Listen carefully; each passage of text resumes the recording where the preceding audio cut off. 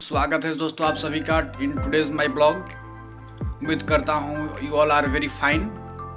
And आज दोस्तों मैं आपको दिखाने वाला हूँ यहाँ पर बड़ा लालपुर में एक TFC है, ट्रेड फैशन सेंटर। यहाँ पर शाम के वक्त लेज़र शो होती है, वही today I show in this blog and please enjoy.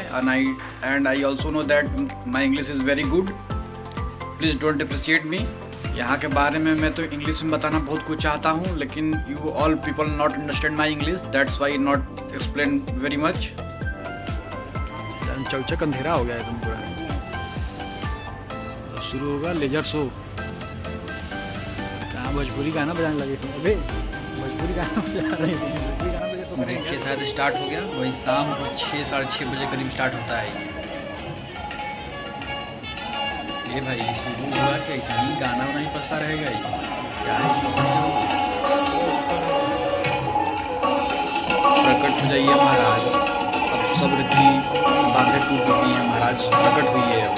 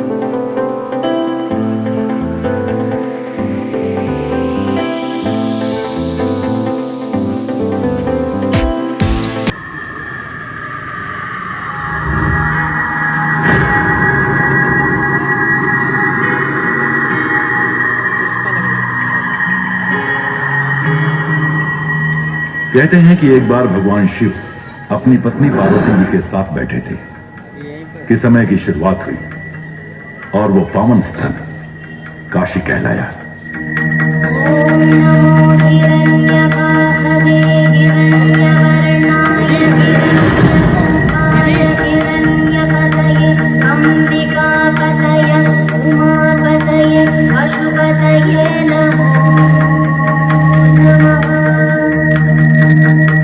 आज काशी की प्राचीन नगरी भोलेनाथ की नगरी ने विश्व भर में प्रसिद्ध शहर का रूप ले लिया है।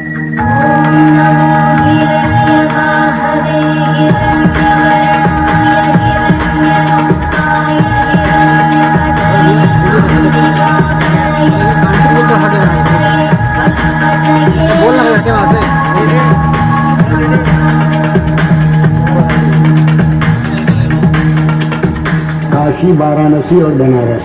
काशी वो है जो भगवान शंकर के त्रिशूल पर विराजमान है, सबसे प्राचीन नगर है। कहें वाराणसी बरुणा से 80 के बीच में काशी है। कहें जहाँ के संगीत का रस हमेशा बना है, कभी बिगड़ता नहीं, उसका नाम है बनारस।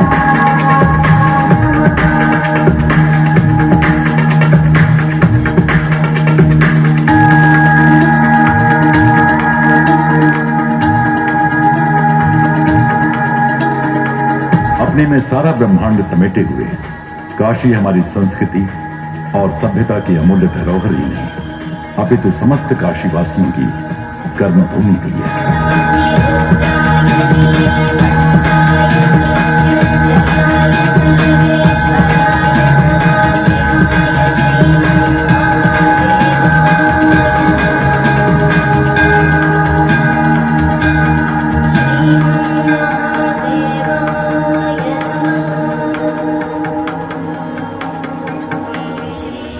काशी के 5 लालों को भारत रत्न से सम्मानित किया गया है।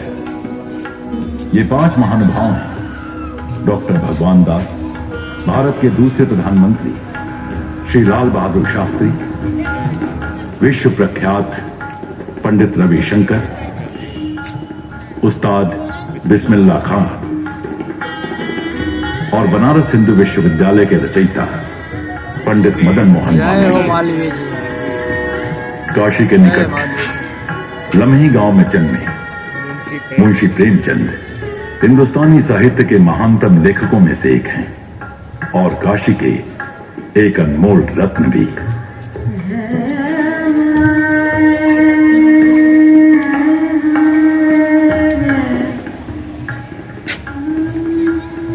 पिछले 5000 वर्षों से काशी ने अपने गोद में कई धर्मों को आश्रय दिया है।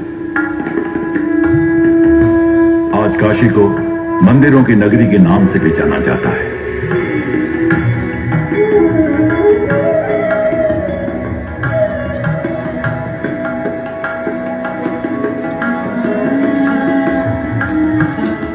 और आज आप जिस प्रांगण में बैठे हैं, ये काशी का सबसे नवीनतम मंदिर है। दीनदयाल हस्तकला संकुल के नाम से प्रसिद्ध ये मंदिर काशी के शिल्पकारों और इसके बुनकरों के कर्मठ्य को जीवान्वित करता है और उनकी दृढ़ता का जीता जागता स्वरूप है। यहां आप पुरस्कृत शिल्पकारों से प्रत्यक्ष मिल सकते हैं और खरीद फरोख्त भी कर सकते हैं।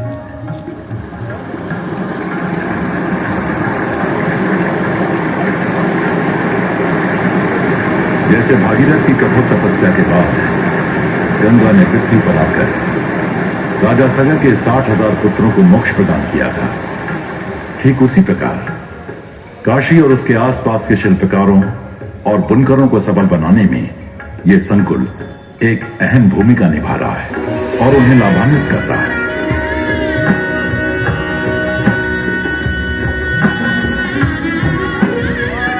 इस संकुल में खरीद फरोख्त के अलावा इन शिल्पकारों और बुनकरों को प्रशिक्षण भी मिलता है जो उनके कौशल विकास को बढ़ावा देता है, जिसका परिणाम है उनकी आर्थिक संपन्नता।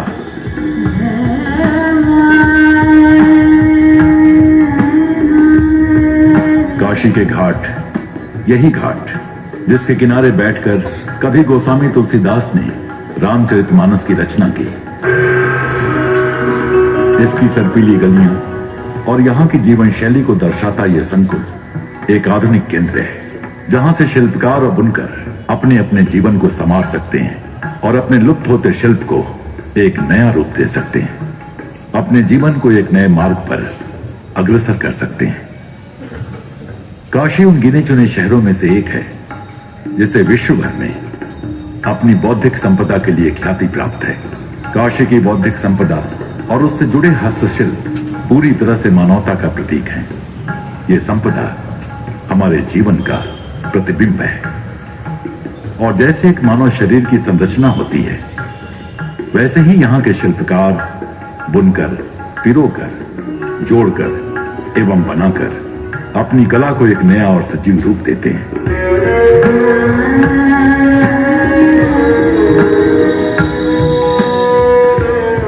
दिमाग में जो कल्पने में आ गया, कल्पना करते हुए आ गया, वही डिजाइन मैंने तैयार कर दिया।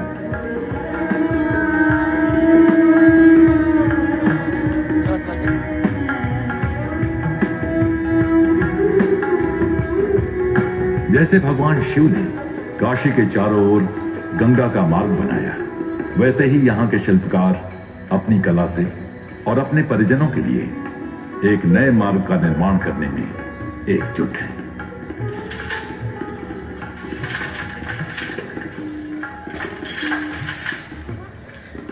काशी के बुनकर संत कबीर के पदचिन्हों पर चलकर विश्व प्रसिद्ध बनारसी साड़ियां, भदोही के कालीन और मिर्जापुर की दरी की बुनाई में अग्रसर हैं।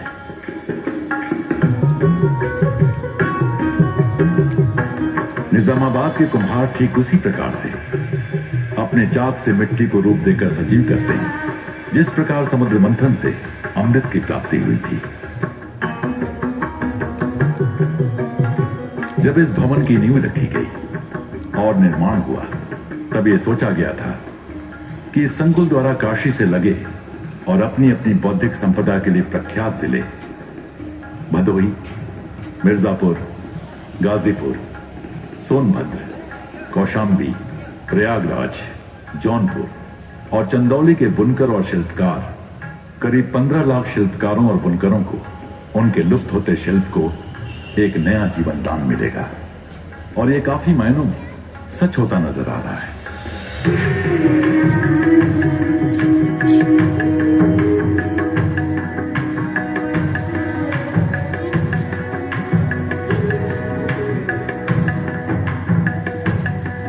यहां आपको मिलेंगी बनारसी साड़ियां, शीशे के मोती, निजामाबाद की मिट्टी के बर्तन, भदोही के कालीन, मिर्जापुर की दरी, काशी का विश्व प्रसिद्ध धातु शिल्प, लकड़ी के खिलौने, पत्थर पर नक्काशी, गाजीपुर की पटसन की बुनाई और काशी की गुलाबी मीनाकारी, बनारसी साड़ियां, शेरवानी, पटका, दुपट्टे, साफों और कुर्तों में विश्व प्रसिद्ध जरदोजी का काम भी इस संकुल में प्रोत्साहित किया जाता है तथा नए कारीगरों को प्रशिक्षित करके उनके विकास को एक नया जीवन दिया जाता है।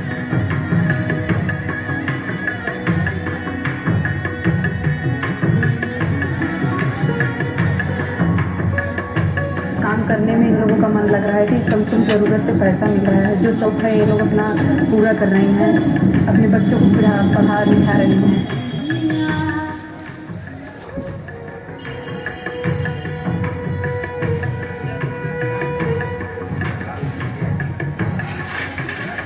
हमारे यहाँ के जो हमारे पूर्वज जो करते रहे, हम लोग भी उन्हीं की जगह सीख गए। हमको कोई ट्रेनिंग लेने की आवश्यकता नहीं पड़ी, जरूरत नहीं पड़ी है।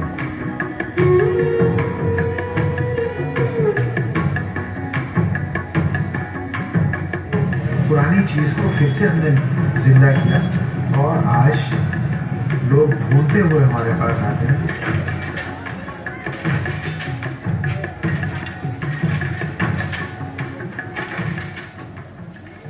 मेरे पापा को भी बुनने आता है, उनका देखते देखते थोड़ा बहुत मुझे भी जानकारी हो गया। फिर उसके बाद शादी हुई तो यहाँ करने लगे, मेरे हस्बैंड, मेरे ससुर सब लोग करने लगे, तो हमको भी थोड़ा मेरे हस्बैंड से प्रोत्साहन मिला, तो मैं भी करने लगी। इस तरह से काम को आगे बढ़ाऊँ।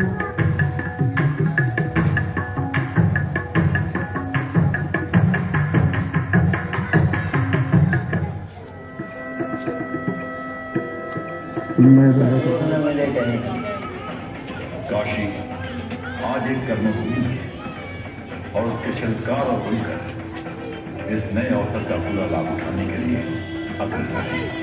ये किसी वरदान से कम नहीं है और आने वाले समय में काशी और उसकी बौद्धिक संपदा सूर्य की भांति चमकेगी और काशी और उसके आसपास के शिल्पकारों और बुनकरों का नाम रोशन करेगी।